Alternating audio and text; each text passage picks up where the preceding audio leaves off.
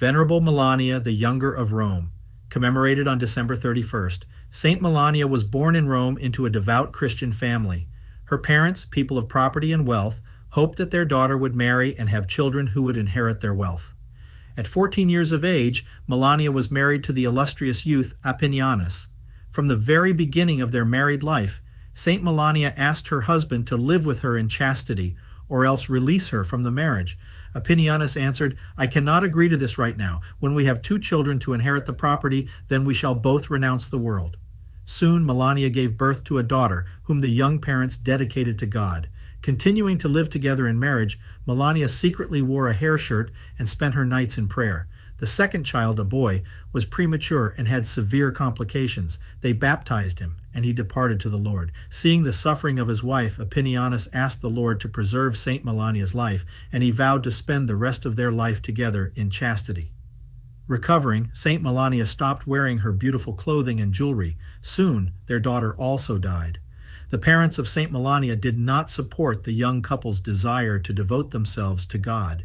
It was only when St. Melania's father became deathly ill that he asked their forgiveness and permitted them to follow their chosen path, asking them to pray for him. The saints then left the city of Rome and began a new life, completely dedicated to the service of God. St Pinianus at this time was 24 years of age and Melania 20.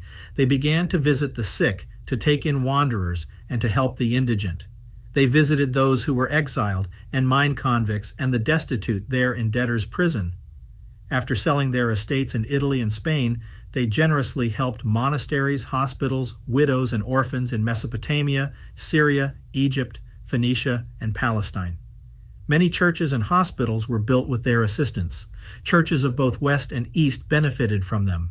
Leaving their native land, they set sail for Africa, and a strong storm arose while they were at sea. The sailors said that this was because of the wrath of God, but St. Melania said that it was not God's will that they should go directly to their destination. The waves carried the ship to an island on which barbarians had landed. The besiegers demanded a ransom from the inhabitants, or else they threatened to lay waste the city. The saints supplied the necessary ransom and thus saved the city and its people from destruction. Resuming their voyage, they landed in Africa and helped all the needy there.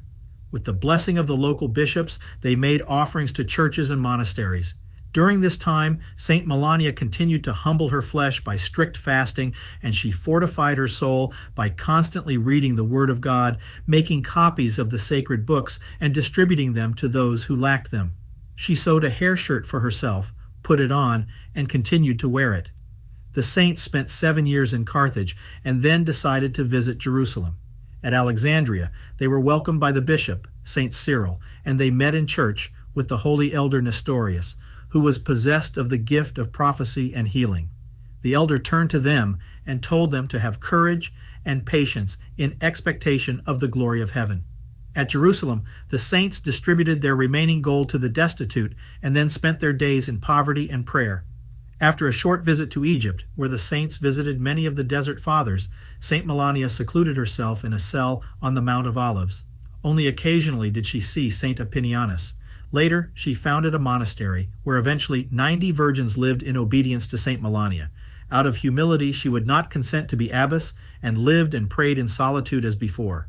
In her instructions, St. Melania urged the sisters to be vigilant and to pray, to disdain their own opinions, and cultivate first of all love for God and for one another, to keep the holy Orthodox faith, and to guard their purity of soul and of body. In particular, she exhorted them to be obedient to the will of God.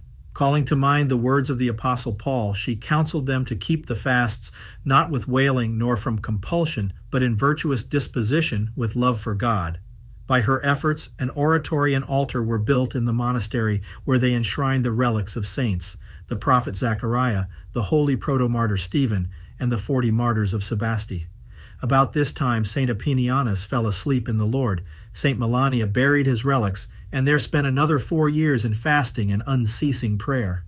St. Melania wanted to build a men's monastery on the Mount of the Ascension of the Lord. The Lord blessed her intent by sending a benefactor who provided the means for the monastery.